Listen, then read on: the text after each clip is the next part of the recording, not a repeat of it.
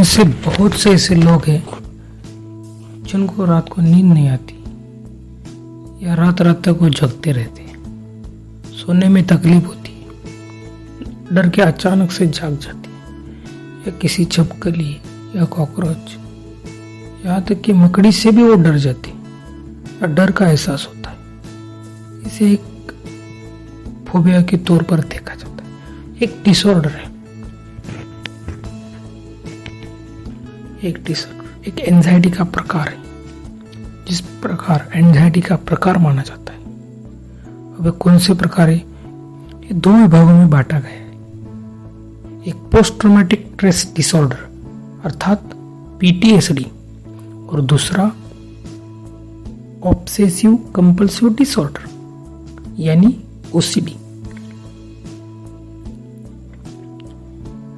अब इसके बारे में जानना है तो शुरुआत में हम जानते हैं post traumatic stress disorder anxiety disorder का ही एक रूप है। ट्रॉमेटिक डिसऑर्डर या PTSD एक ऐसा डिसऑर्डर है जो जीवन में हुई किसी दर्दनाक घटना के अनुभव का परिणाम हो सकता है, जैसे कि हम बचपन में हुआ दुर्व्यवहार या किसी से लड़ाई का हिस्सा। हमारे साथ कोई बचपन में लड़ाई करता है तो वह हमारे दिमाग से वो जाती नहीं, वो याद रहती है हमको और हमेशा वो सताती रहती। इसे हम बचपन में याद रखते हैं और बड़े होकर भी हम भूलते नहीं, तो इसे भी एक डिसऑर्डर के तौर पर ही माना जाता है। उसके बाद आता है ऑब्सेसिव कंपल्सिव डिसऑर्डर यानी OCD, जो एक और एंजाइटी डिसऑर्डर है जिसमें इंसान का डर ही उसका ऑब्सेशन बन जाता है। OCD के लक्षण के बारे में बताएं तो इसमें आदमी को छूते रहने की आदत लगती है। वो छूते रहता है कोई चीज, कोई वस्तु। ये आदत एक भयंकर रूप ले सकती है अगर इसका निश्चित समय रहते इलाज नहीं होता, और इलाज किसी प्रोफेशनल से ही करवाए या कोई घर में या आपस के लोगों ने बताया हुआ किसी नुस्खा, दादी का नुस्खा उस पर नहीं काम करता। किसी प्रोफेशनल की मदद से ही आप इसका इलाज कर सकते हैं।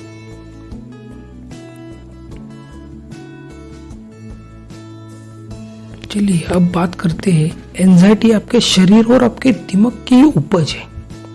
एंजाइटी एक प्रकार आपके शरीर और दिमाग की उपज मानी जाती है। बहुत से लोग हैं जो इस परिस्थिति से वाकिफ होंगे कि आप बिस्तर पर लेटे हुए हैं और सोने की तैयारी कर रहे हैं, लेकिन आप अपने दिमाग को बंद नहीं कर पा रहे।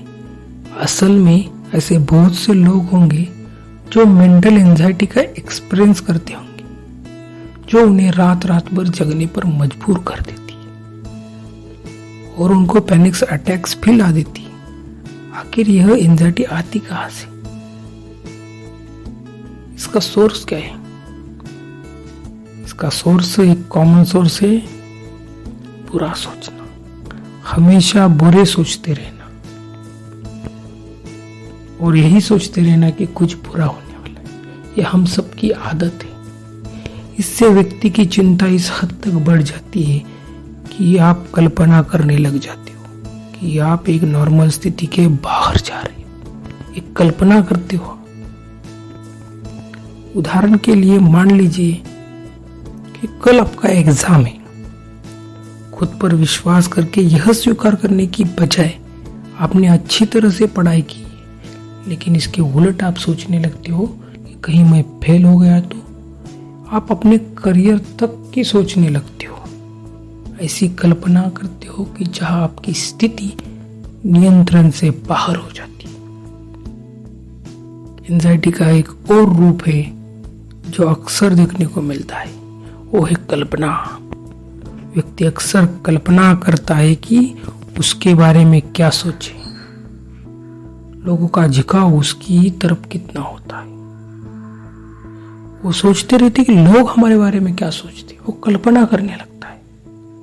उदाहरण के लिए बताए तो अगर आपका फ्रेंड खराब मूड में है और आपसे बात नहीं कर रहा है तो आपको ऐसा लगता है कि कहीं तो कुछ गलत हुआ है, कहीं तो कुछ गलत किया है, आपने ही किया होगा और इसलिए आपसे बात नहीं कर रहा, या आप सोचने पे मजबूर हो जाते हैं कि वो आपसे बात नहीं कर रहा तो आप ही ने कुछ गलत किया होगा।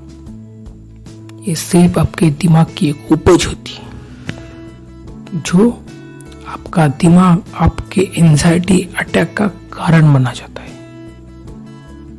जो आपका दिमाग आपके एंजाइटी अटैक का कारण बन जाता है, जिसका असर आपके शरीर पर भी देखने को मिलता है। इस तरह की एंजाइटी किसी गंभीर रूप या जैविक प्रवृत्ति को भी पैदा कर सकती है। मसलन दिल की धड़कन बढ़ जाना, पेट में परेशानी का लक्षण होना, इस तरह के पैनिक अटैक्स आने लगते हैं। आपका दिमाग कितना भी कंट्रोल में रहे, लेकिन शरीर द्वारा लाए गए अटैक्स कभी कभी आपको भी पता नहीं चलते। और जो जैविक रूप से पैनिक अटैक का शिकार हुए हैं और उनके दिमाग पैनिक मोड में जाने के लिए किसी भी बाहरी प्रोत्साहन की जरूरत नहीं। जिस तरह अचानक से पैनिक अटैक्स आते हैं, वह अक्सर उन लोगों के लिए बहुत ही तनाव का कारण बन जाता है जो परेशानी से पीड़ित है। बस वह इस बात से डरते हैं कि कहीं उन्हें पैनिक अटैक ना आ जाए, और इसी बात से उन्हें अटैक आ जाता है। अटैक आने की वजह से उनको घटन महसूस होती है, तकलीफ होती है, सांस लेने में तकलीफ होना शुरू हो जाता है। ये तो आम बात है। सांस लेने का सही तरीका आपकी एंजाइटी को दूर कर सकता है, आपकी मदद कर सकता है। किसी भी हॉलीवुड फिल्म में आपने देखा होगा, हीरो जब भी किसी पैनिक अटैक का शिकार होता है तो अपनी सांस को धीरे करता है, और इससे हमको सीख मिलती है जब भी हमें पैनिक अटैक्स आए तब सांस लेते रहना चाहिए। वो एक शानदार तरीका है। सांस पर अपना ध्यान केंद्रित करने से आप अपने शरीर और दिमाग दोनों पर संतुलन पाते हैं। साथ ही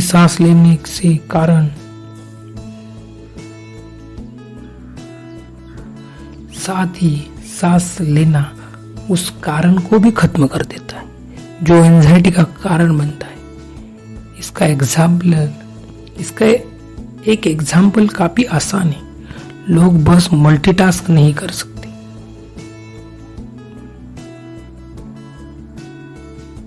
अगर आप अपनी सांसों पर पूरा ध्यान केंद्रित करें तो आपका दिमाग शांत हो सकता है, और साथ ही यह आपका ध्यान इस कारण से भी हटाता है जिसकी वजह से आपको एंजाइटी आती है। इस बात को सुनिश्चित करने के लिए कि आपको पैनिक अटैक्स के लिए तैयार है, आपको लगातार सांस लेने का अभ्यास करते रहना एक अच्छा विचार है। ऐसा करने के लिए बस 4 तक गिनते हुए गहरी सांस लें, इसे 7 तक गिनते हुए रोक लें, और फिर धीरे धीरे 8 तक गिनते हुए सांस को छोड़ दें। कुछ ही देर में आप महसूस करेंगे कि आप शांत हो गए और आपकी एंजाइटी भी जा चुकी। तो सांस लेने से आपके पैनिक अटैक्स को दूर करने में भी आपको काफी मदद मिलेगी। लेकिन आप इसे पूरी तरह से रोक तभी सकते हैं जब आप खुद अपने आप को रिलैक्स महसूस करेंगे या करवा देंगे। आप खुद को इस तरह के होने वाली घटनाओं से दूर रखें, तकलीफ से बचें।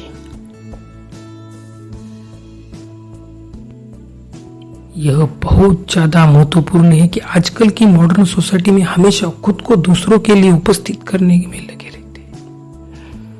हमेशा हमारे मोबाइल फोन के मैसेज आते रहते हैं क्योंकि हम अक्सर दुनिया भर के लोगों के साथ कोलैबोरेट करने में लगे हैं, और इसका परिणाम यह होता है कि हम देर रात तक काम करते जाते हैं। जिस तरह ये लगातार लो लेवल का स्ट्रेस प्रोड्यूस करता रहेगा वो हमारे मेंटल हेल्थ के लिए बिल्कुल अच्छा नहीं, और साथ ही ये पैनिक अटैक्स के चांसेस को और बढ़ा देता है। तो इसे ठीक करने के लिए चीजों को सही ढंग से करिए। उदाहरण के लिए समझे तो आप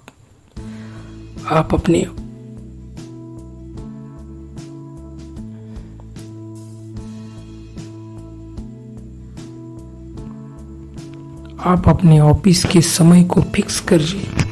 बस एक निश्चित समय पर आप ऑफिस जाइए और वो निश्चित समय पर वहां से निकल आइए। आप अपना काम ऐसे कीजिए कि जिस वक्त आप काम पे हो आपको सिर्फ काम ही करना चाहिए। यह सब एक मकसद के तहत कीजिए। आप हर समय उपलब्ध न रहिए। आप अपने लिए कुछ वक्त निकालकर आप उस पल में होने से उस पर ध्यान केंद्रित करते हुए उसे पूरी तरीके से जीने में सक्षम होंगे, जिससे आपके स्ट्रेस और एंजाइटी यानी कि भावनाएं कम होगी। अब बात आती है दूसरे लोगों के लिए आप एंजाइटी को समझाना मुश्किल हो जाता है, लेकिन अब अपनी परेशानी उनको बताने के बजाय उनकी परेशानी को सुलझाने में भी आप मदद कर सकते हैं। वो कैसे? एंजाइटी एक अलग अनुभव है जो आपको असुरक्षित महसूस करा सकती है, लेकिन यह एहसास तब और बढ़ जाता है जब आपके आसपास रहने वाले लोग यह नहीं समझ पाते कि आप कैसे और क्यों परेशान हैं। यह एक मेजर इशू है। बहुत से कम लोग जानते हैं एंजाइटी को न समझकर अपनी परेशानी की वजह से दूसरे लोगों की जिंदगी में भी परेशानी खड़ी कर देते। ऐसा इसलिए होता है क्योंकि मानसिक बीमारियां जैसे एंजाइटी शारीरिक बीमारियों से भी बहुत अलग होती है। शारीरिक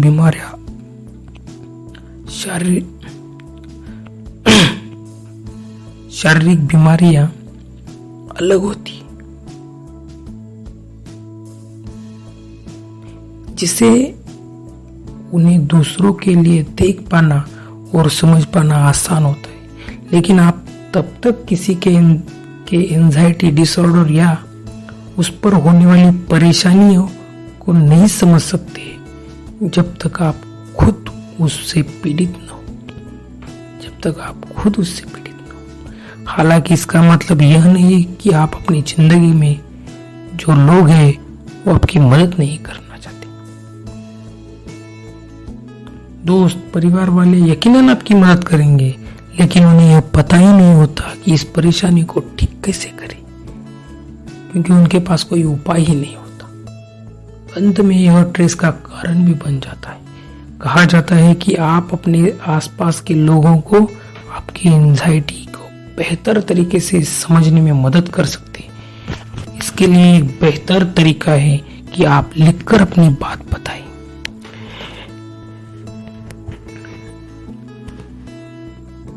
एक लेटर आपकी मदद करेगा कि आप अपनी सभी परेशानियों और भावनाओं को एक पेपर पर लिखें, ताकि वह दूसरा इंसान उसे आराम से पढ़कर आपकी परेशानी समझ सके।